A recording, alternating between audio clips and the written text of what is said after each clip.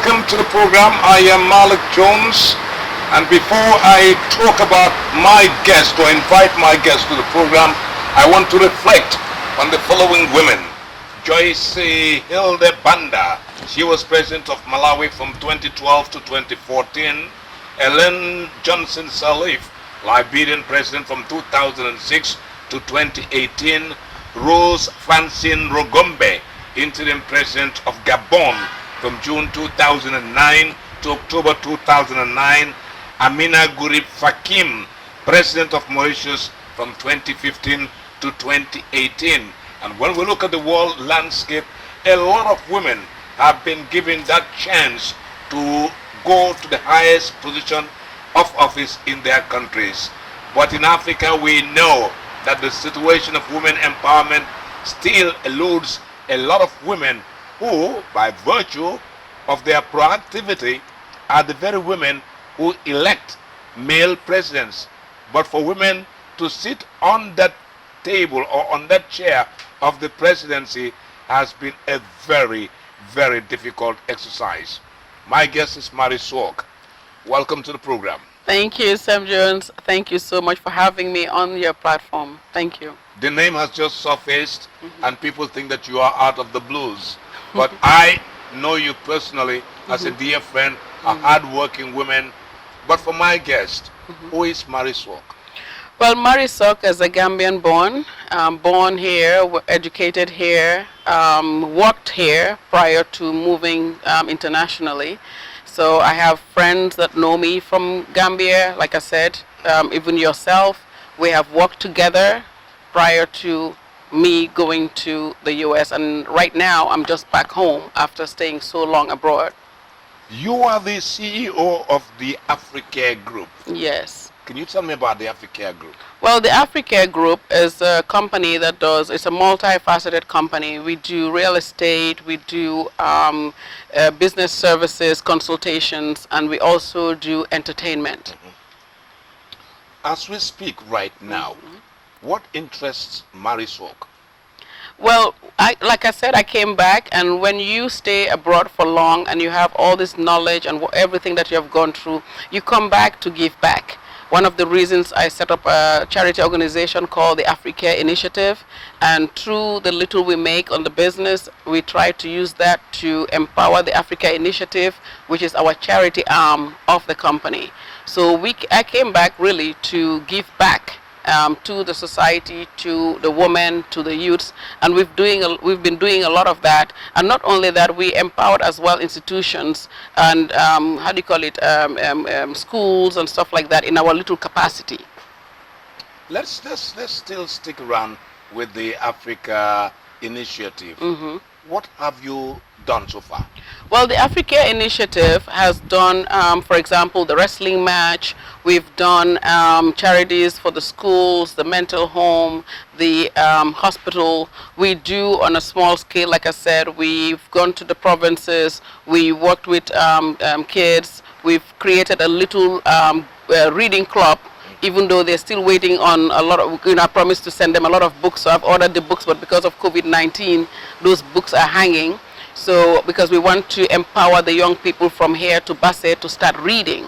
So we do a lot of charity work as far as that. Wrestling match became one of our biggest, platforms to empower the young men not to go back way, because when they do win, they tend to use that money and the cows to start a business or to do something in their lives. So it has been really successful. And also we now did the 3 years, 5 years for peace, peace meeting between them and government in order for the Gambia to be peaceful, because we feel that it is our responsibility to, when there's problems in a country, to try to find out what the issue is instead of having such a big scare to do that. So these are just a few little things that we do on our own as a charity, because I live here, I'm a Gambian, and I have the Gambia at heart, so these are just one of the few little things we do. We are all caught up in this COVID-19 pandemic, and we have seen certain organizations and government make interventions here and there. Have you thought about it? Have you done anything regarding that? Yes, when I saw the direction of how the COVID-19 was handled, and people were talking more of, sanitizers, hand sanitizers, and all that, we decided to make some masks. I think probably we were the first people to make some masks and giving it out for free, not selling them. So we made some masks and we went to the dense areas and started giving that to the women and the children. We even have some men that were, hey, you can't leave us behind. We are men too. But we try to impact those people. I would have loved to make more, but unfortunately, like I said, we have, in our little capacity, we try at least to do what we can. So we did give out a lot to some kids and young women, and especially the people in the markets. And that was really great.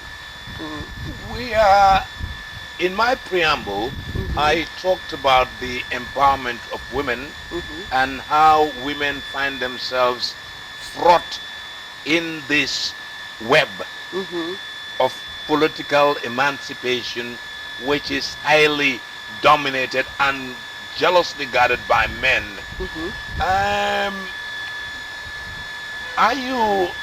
What is your message to the women of the Gambia as far as women's empowerment is concerned? Well, it is going to be difficult. It's difficult for women as it is, whether in Gambia or internationally, even in in civilized, let's say civilized countries. Women were always looked down upon. We are underpaid. We are, they feel that we have to have a certain place in society. But we have to understand that we're in the 21st century and this is changing. A lot of women today, they're silent, but if you look at their homes, they are the brains and the power in those homes. And I want to urge women in Gambia to step up, because I've spoken to a lot of young women, students and, aspiring women that want to do something with their lives. And because of that society, that mentality in our society, they tend to shy away. And this is one of the reasons I take it upon myself, because some of them are in my team and they push me to be their voice. I take it upon myself to be that, pillar for them, that voice. And I want to encourage them by using my voice for all of them to be able to have a voice and stand up. Because this is the time. This is the time for women to recognize their place. This is the time for women to understand that just because they're quiet doesn't mean they're weak. Just because they're quiet doesn't mean they don't know what they're doing or they don't know anything. We are powerful. And even though we have our men beside us, we can do great things, and even greater than a lot of men. And this has nothing to do with trying to put our men down. Our men are our men, they are brothers, they are husbands, they are fathers, they are uncles. But women have to start taking their place in society and take their stand and have a voice, because we can do great things. When the message was out that you are a presidential aspirant, the noise flared up. Everybody was rushing. Who is Marisol? Here and there. Social media, mainstream media. What is your ambition politically? My ambition politically stems from what I've been studying and doing on ground. I've been working with a lot of people. I've been everywhere, from the schools to the hospitals to the markets to the provinces, everywhere, and I've seen. And traveling with my youths also, and some women, I've seen a lot. And because of that and the inspiration that I have from them to stand for them, it's a big challenge, because it's like they put their faith on me and in me. And for that, I took that challenge to say, okay, I can make a difference. Because if I'm living it, I live it every day, then I can make a difference. Then I should be that one, the solution to this problem. This is one of the reasons, if you hear me talk, I talk about, no religious divide, no political divide. We cannot be divided by colors. We cannot be separated by colors. We come from countries where we are separated by colors, and we cannot do that in our own continent. We cannot do that in our own Gambia. We cannot be separated by tribe. We are all related. If I sit with you here, Mr. Jones, and we talk and we go way back, we're going to end up, and maybe you will say to me in Wolof, "Yo suma jarbaat nga." This is Gambia for you. So this is one of the reasons I said no. Since I am not affiliated with any of these political parties, with any of these colors, with any of this tribal divide, then I should be that one to be able to bring us together again the way we used to be, the way we used to chat, the way we used to laugh. I need to do that for Gambia. That is the only way we can fix Gambia and Gambia can go forward. Where is the strength? Where do you derive your strength from? Well, I come from a line of strong women in my family, going way back, and I take that strength as well from the people that surround me, the youths that surround me, the women that I work with. They gave me that strength in the sense that, you know, when you talk to young people, most of them are innocent, you know, they tell you fact, and then you have to look within yourself and you understand that, listen, you are coming from good stock. You are coming from notable people, women in this country. You can do it.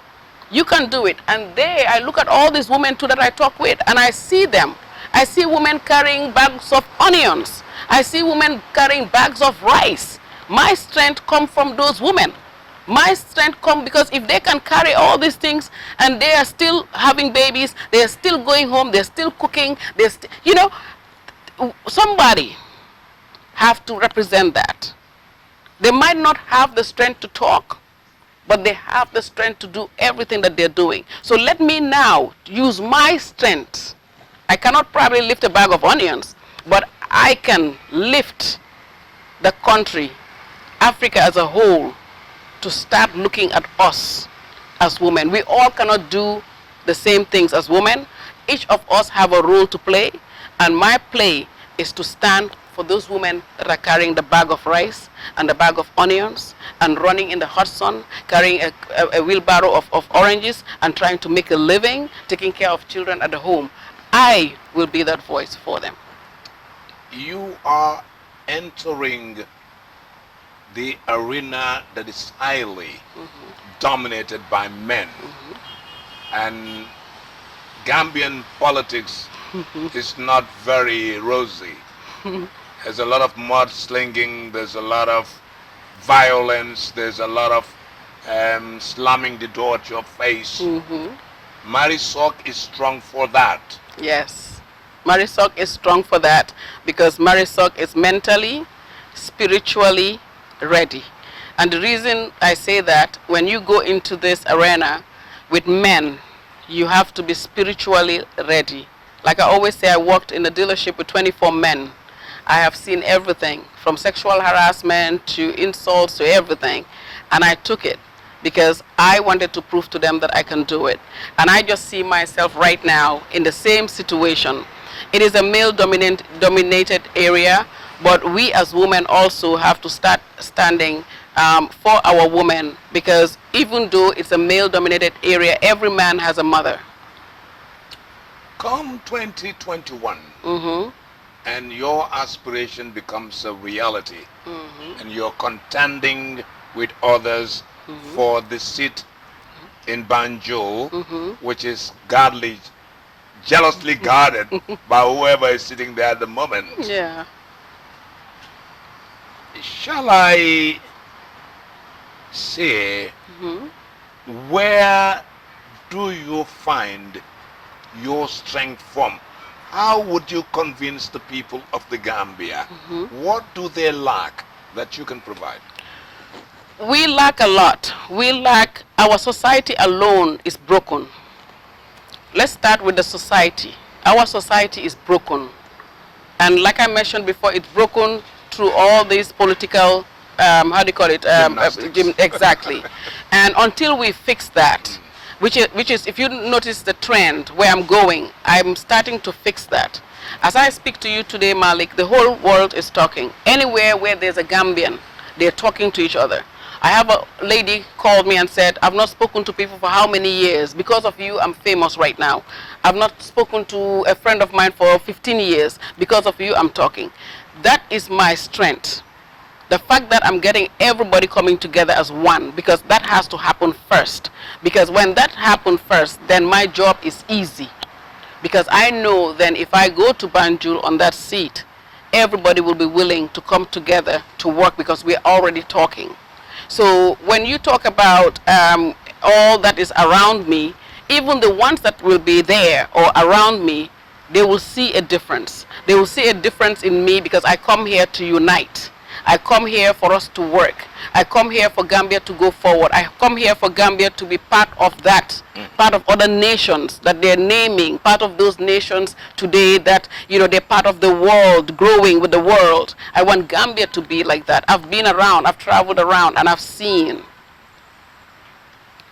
And if they want for Gambia to get out where it is right now, they need to work with me.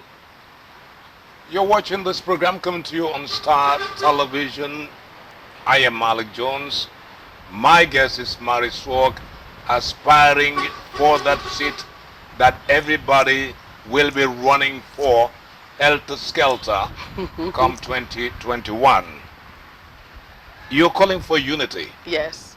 which you think is missing in our social political life. Yes. What is your message to unite the people of this country? My message for the people is I want everyone to start looking deep into themselves. I want the political leaders to start really looking at themselves and looking at their politics. You cannot have a manifesto of 20 years. You cannot sit there and only have people gathered around you. What have you done for these entities, for these people around you, in their villages, in their constituencies, in their town? This color or this divide, this tribe, all this stems from that political arena. And when people are honest with themselves, if you are praying, whether it's 5 times a day or 10 times a day or every day, be you Christian or Muslim, you need to start really looking at what you have contributed in this country, how you have been communicating with people, how you have been bringing people together, your messages, even if it's not you as a leader, your militants, your ambassadors that are on the ground, what are they doing? You know, all these things they're doing on social media, trying to bring my image or personality down, it is all okay. I accept it, I embrace it, because it is what is going to make me stronger. And for that, just like I tell my ambassadors, I don't call them militants, I call them ambassadors. I said to them, we are the politic of change. We are going to change the dynamics. And none of you, even if they're insulting my mother, may her soul rest in peace, I don't want any of you respond. The change has to start with us, the leaders.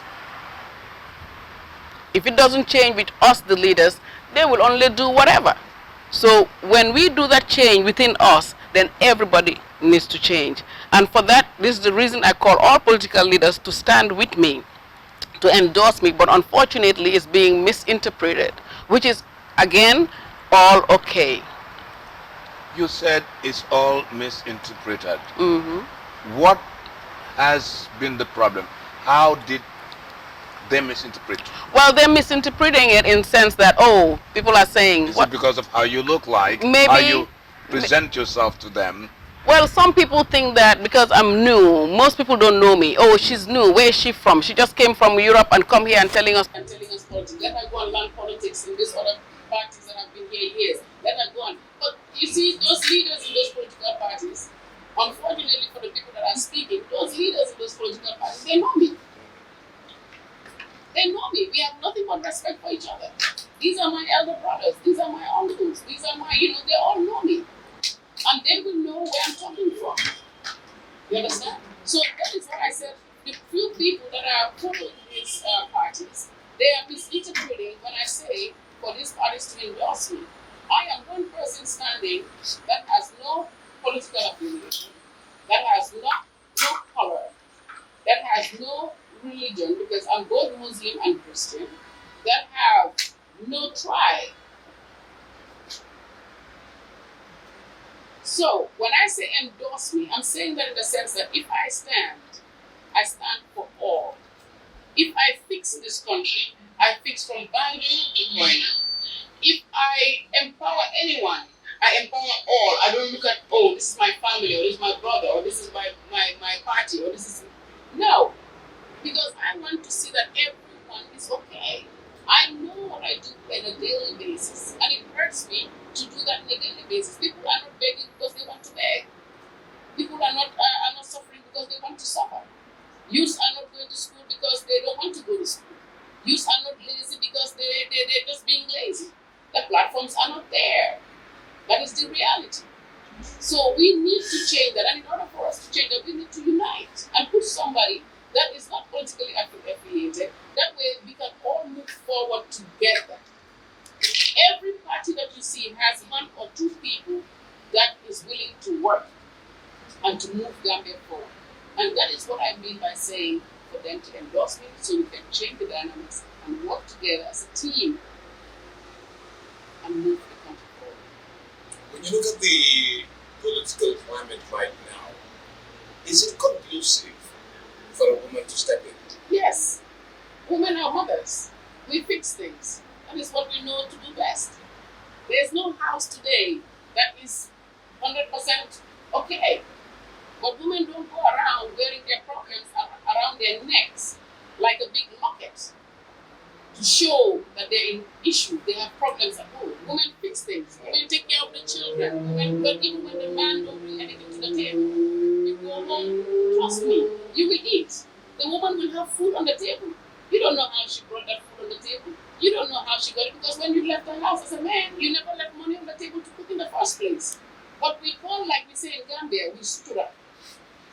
Sutura suñu njaboot yi, sutura suñu jëkkër yi, dimbale ko mu taxaw.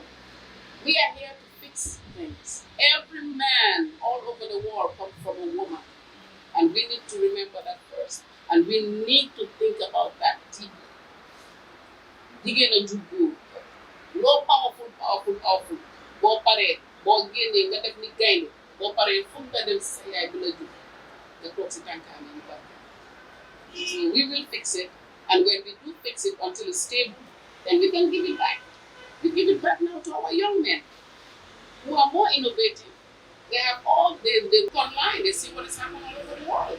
Let them carry the country forward. Let them take the grace. You are making history as we speak. The first woman aspirant for the office of the president. What does that mean to you? It means a lot to me. It means a lot to me because I am excited, I am motivated, and just having the people around me every day. You were in my office today when you were them booking kafos. When I had them telling people they want to come, they like 300. You were in the office, you heard all that. This motivates me. This makes me excited.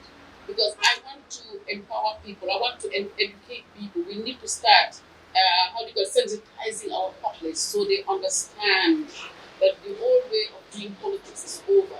That we are too little, we are less than 2 million inhabitants. We need to be one. We are all related somehow. I don't care whether you come from Banjul or Koina, we are all one Gambia.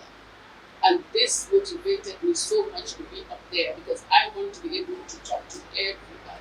I want to be able to call you, Malik Jones, and you pick your number and be proud and happy that Malik so be part of without you being part of me. You don't have to be part of my team for me to have that with you. If you recall Malik a few days ago, you said, Mary, I'm calling you, didn't pick up. I said, Malik, I've been an interview. But I told them all. And we talk. That is what I know. I have people calling me all over. Many days for like 20 years. But we laugh. We say, why are we going to do like this? No, wreck the perfect. And that is what is going to be. When you sounded, or when you made the pronouncement that you are aspiring to run for an independent candidate come the 2021 presidential elections, what have you been hearing positively? Oh, women are calling and crying, and I cry with them. I was in a radio station and a woman called and she cried, and it made all of us in that radio station cry. You have journalists coming to my office, I talk, and we all teary-eyed. That alone says a lot. That alone tells you that the people's hearts are not happy. Women get up every day, especially around campaign. They clap, they sing, they push the candidate up. They put in their boots, they climb up this gully, they are risking their lives, and then only to be served now. So today, women are crying, not because of sadness, because they're happy. Because they hear that when I talk, I'm not reading a script. I'm not reading from something somebody wrote. I'm talking from heart, and I'm talking from the experience I have out there. That alone, I have never cried so much in my entire life. You ask my team, sometimes they say, Madam President, this is what we do. You cannot be crying all the time. You have to be stronger than that. But they don't understand. When I cry with this woman, I'm crying because I feel them. I'm crying because I'm sad that it has come to this. I go to the provinces, I cry until I come. You know why? I cry when that child in the middle of the night, she's taking a small flashlight to do her homework. I'm crying because that woman is pregnant and is thinking how to go to the hospital.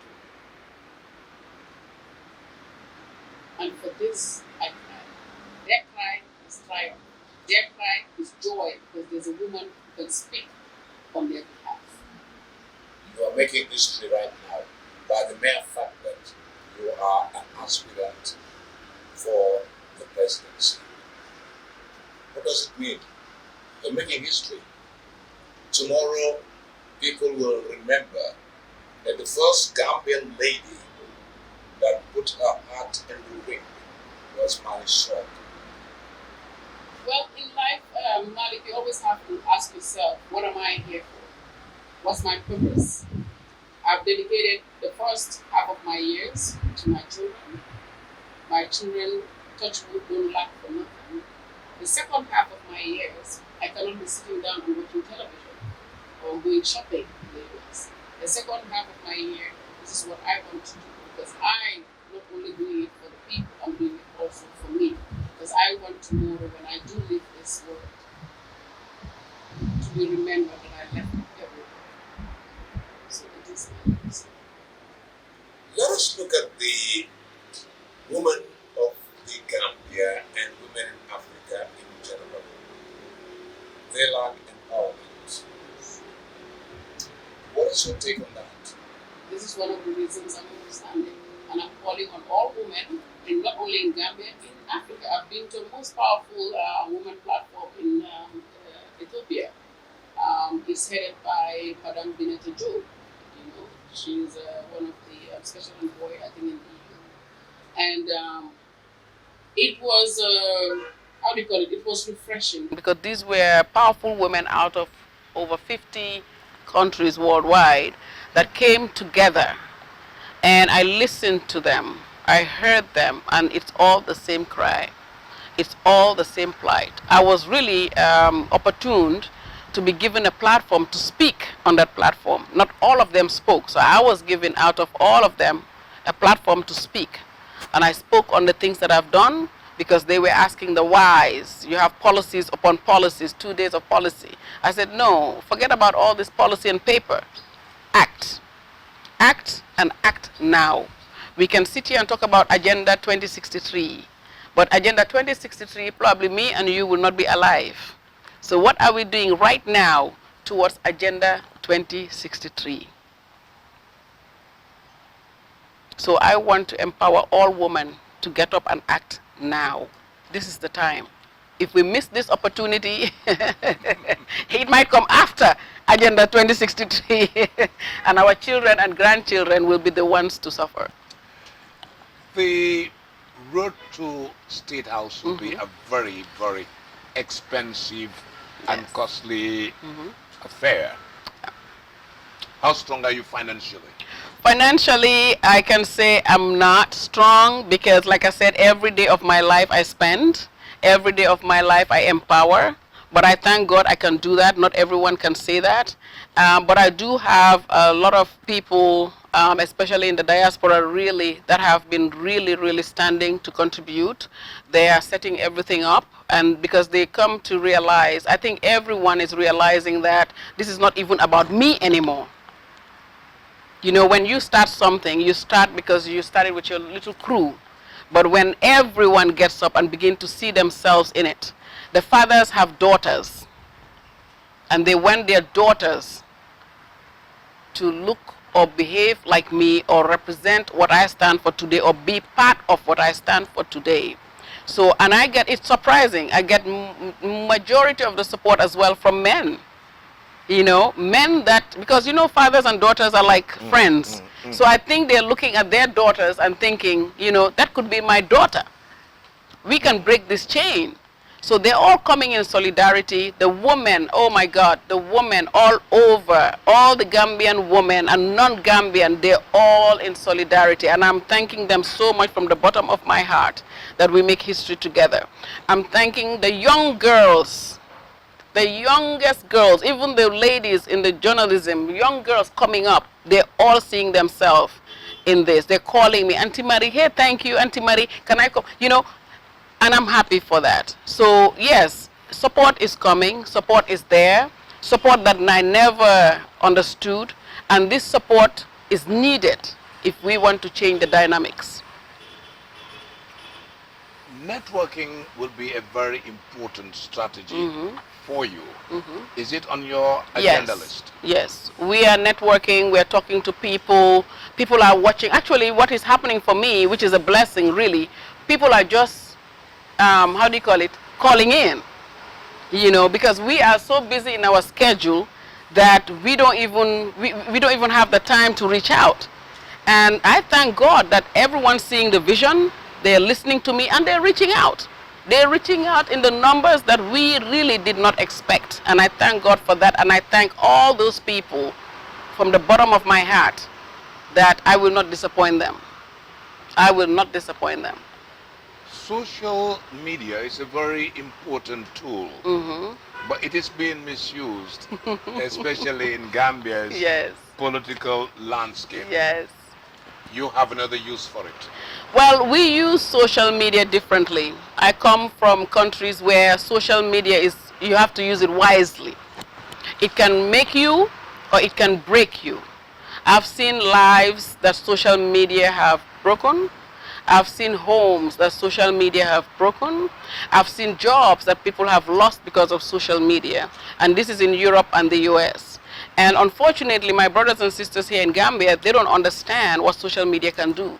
Social media is a platform where you can do something today and think that it's gone, people have forgotten. 15 years later, you want to do something with your life. You want to be great. And then somebody pops that out and says, this is what you said on social media. This is how abusive you were in social media. These were the parties you were doing in social media. You can see from old pictures I had, people are bringing them like it's yesterday, just to show you what social media can do. So I urge everyone, especially the young, use social media wisely. Use it to educate, use it to communicate positively, use it to do things that are positive, because you don't know your tomorrow. Tomorrow is never promised. You are taking the mantle on behalf of all the women of the Gambia by being the first woman presidential aspirant. What do you expect from the women of the Gambia? Oh, I expect them to come in their numbers. I expect them to stand in solidarity with me, because it is for all of us. I'm taking the beating for them. I'm taking the beating, I'm taking the insult, I'm taking the stones, the rubbles you said earlier. I'll be going through a lot. Yes, it is normal. If you want to climb to the top of Mount Kilimanjaro, my friend, you'll meet all kinds of obstacles going up that mountain. But if your goal is to reach to that top, you need to stay focused and only look at your target and focus on that target. So yes, all the women, I urge them to stand in solidarity. This is for them. This is for their children. This is for their boys and girls, because we have to change it so that our children can have a place in this society, in the Gambia, so that all this killing themselves, will all stop. They will see themselves in their country, because we are all getting older. We want our children to be able to take care of us. We're not living in a society, Malik, where when you're old, you know, they put you in a home. We don't have that. We don't know that. But if your children are not strong today, if they cannot financially, you know, or they don't have a job, how can they take care of you when you're old? You'll be old and still working. You'll be old and still working, and we are seeing that today. You see old women pushing a mango cart. Because why? Their kids cannot even help them as a mother. And it hurts every child to look at your mother. And your mother is still struggling. Because they still have to feed you and your brothers. Trust me, anyone that's 15, 16, 15 years old, they don't even want to see their mother suffer anymore. Even at the age of 15. Much to say you're 20. Much to say you're 30. So this is for the women. And like I told my male counterparts, my brothers, my uncles, my fathers, they need to stand by us. They need to stand by us. Any man that stands by their woman, trust me, that's the happiest man and the most successful man. When you make that woman happy, you are happy too. When we look at the demography politically, the youths form a good majority Yes, of the voters in this country. yes. How are you going to reach out to the youths of this country? You might not see a lot of them today, but I think you've seen a couple that have been in the political arena for a very long time. And we have a big support when it comes to the youth because they understand what I'm saying. They see comments that were made upon them, and all of them take it personally in the sense that you cannot say that the youths are lazy. You cannot say the youths are lazy when you didn't give them the platform. You cannot say the youth are 24/7 just sitting around attacking when there's nothing for them to do. You cannot say the youth they don't know anything when you didn't make sure they go back to school or finish their education. Education is not free in the Gambia. It is said to be free, but it's not. So all these youths, they listen to me, they align with me, they recognize me, and I've created platforms for them to work on. So they've come to those platforms. They see what I'm doing even in those platforms. Those platforms were here, the wrestling matches and stuff were here, but they didn't do it the way it's supposed to be. And when I do my wrestling matches, they see themselves in how I'm organizing it. That I open a platform, I broaden the platform of wrestling. I broaden it to where if you've never wrestled before, you go and try your luck. It's like a talent scout. So I've done a lot for them and they see themselves in me. One of the reasons I dress the way I dress or I wear my jogging because I go down to their level. I put on my jogging shoes and my gym shoes and my cap and I sit in the hearts of Dipakunda and I sit with them and I talk to them. And I go to places like Talinding and I talk to them. If I come with my boo-boo and my head tie and the grandos and all my, they will not open up to me. I would not know their plight. I would not be able to work with them. So they appreciate that I am the way I am because this is the only way that now they feel ease enough to be able to communicate directly with me because fuck you nyemema. You know? As a young woman, and in the urban part of this country, you may need to also address the issues of the rural woman. Yes. They are the ones I'm talking about too. Reaching out to them will mean you'll have to change your style. I was there. I didn't change my style. You know what is good? You know what is good, Malik? They didn't tell you. Malik, they loved it. It's when I went there, that's exactly what they did. They were like, if you see the room they prepared for me, I said to them, no, you cannot do this. You cannot do this. I want to sleep here. They said, no, Auntie Mary. They love me. I, get up in the morning. I pound, coos with them. I go and fetch water with them, and I'm just, they just, I told one of them, I said, eventually I want to build something there because I love, I'm not from the village, but I love it because growing up, my dad used to work for telecommunications, which is Gamtel today. And I remember we used to look forward every summer to go to Bansang or to Basse or to Kawur. And my mother, I think it's in Kawur, I think it's Kawur that have that little, is it like a hilltop? So my dad used to sit up there and do the telecommunications. And my mom had a garden up there. with the local women, and we would go up there and work on the garden and grow, teach how to grow cabbage and all that in those days. And these are the memories I have of these rural areas. And then in the night, my dad used to go rabbit hunting with his friends. And, and they would go, Mr. Toure in those days, and they would go and, hunt rabbits, and they'll come and clean it, and they'll, roast it or whatever. And then the corn, oh my God, even now when I go to the provinces, when I'm coming back, they pack me with a lot of things, from the chura gerte to the ruyu dugup, So I love it. I love it there. I eat healthy there. I, enjoy the natural, environment. And I'm learning Mandingo, so it's really nice. Sometimes when I go and speak Fulatanala, Jamtun, they would laugh. So it's beautiful. This is what we come home for, Malik. All these things in the city or this area I've seen, I've lived here. What I crave is the naturalness of our country, our seas. This is one of the reasons these things are all hurting. When you see that, all our things are, mortgaged,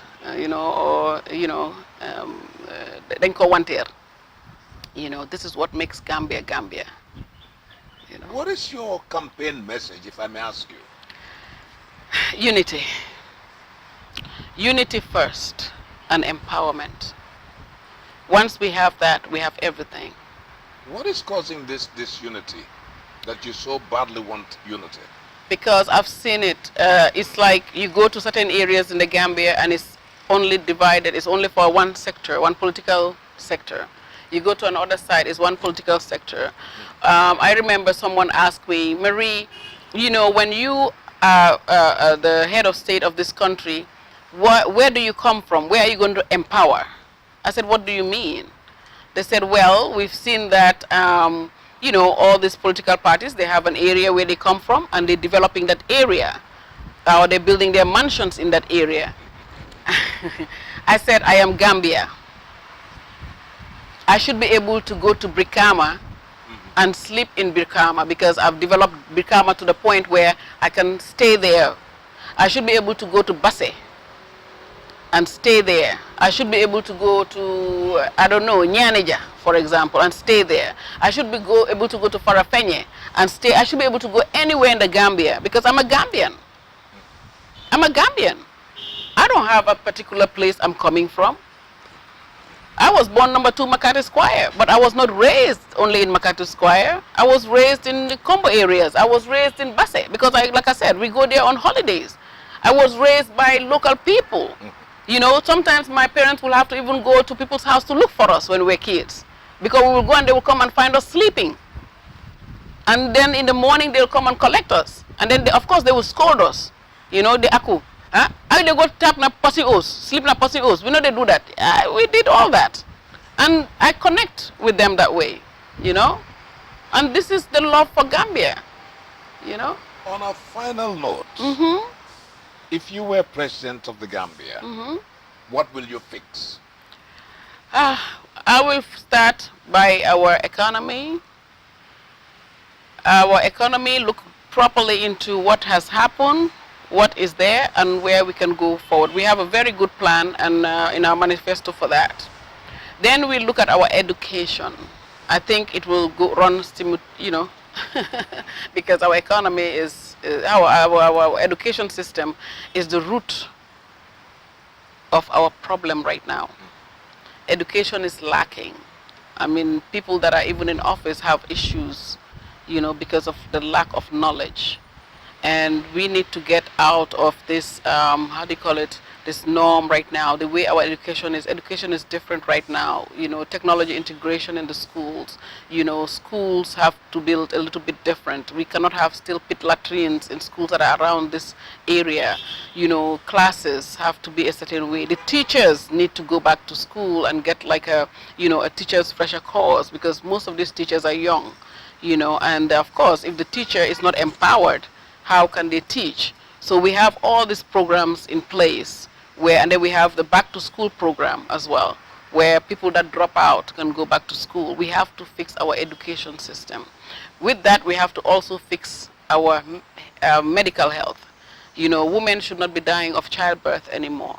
certain illnesses that we have, we should not be dying from that. We should have hospitals, major hospitals in major cities, and have certain clinics in all regions or all areas. That way people have access to medical help. You understand? So we are looking at first what we have on ground, and then develop what we have, and then increase and in magnitude, you know, because we need to get away from, how do you call it, this. If you go to the provinces right now, the schools, some of them don't even have windows. They don't have windows. It's only corrugate and a building. No ventilation. No ventilation, no nothing, no toilets. Then right now, as I speak to you, we have a TV program for classes. Some of them don't even have electricity. They don't have TV. You're talking about if somebody is using one little, like a size of a telephone, and the whole village is charging their phones on that little solar panel, which is the size of a telephone. That just tells you a lot, you know. So these are all the things that we want to change. I know it's not going to be easy, but this is one of the reasons we created a roadmap. That roadmap is like a guideline. It guides us to how we should do things, and we should not fail on that guideline. This is one of the reasons I involve all the youths. I say, sit down and read and edit with me, because this is what we're going to work on. And we cannot fail on this, because if we fail on this, that means all of us fail together. And with that, Malik, I think these are the first three things that we're going to really work on. And of course, we have all the other stuff in our list, like, how do you call it, agriculture. We have our security. Our security as well is, you know, a major issue. You know, we cannot have other securities from other countries to be guiding us. You know, our data is at risk, you know, even though we don't have a data system. You know, we need to change the whole infrastructure of the government into a data system. We need to protect our own. We need to protect our country. You know, right now we're open to anything. You know, our intel is all, you know, if the president, for example, has to give a speech, his speech is already out before he gave it. You know, these are just little things that we need to fix, tighten our security internally, empower our security at home. I should be able to, when I'm head of state, be walk down my street without fear, because I'm working amongst my people. I'm working amongst our own security, you know? So Malik, like I said, the more I talk, I'm getting into my manifesto. And you know, we have manifestos that are like 20, 30 years old, and probably they might go to the drawing board and start editing. On that cheerful note, Mary, I would definitely like to thank you for granting us thank this you, interview. thank you. It's been a pleasure thank to talk you. to And the breeze is so beautiful. You were sitting right here next to this beautiful avocado tree. Absolutely. And it's like, you know, Malik, I can sit here all day and chat with you. That was my guest on Road to State House, Mary Swok, political presidential aspirant come 2021. We wish her very well. From me, Malik Jones. Bye-bye. Bye-bye.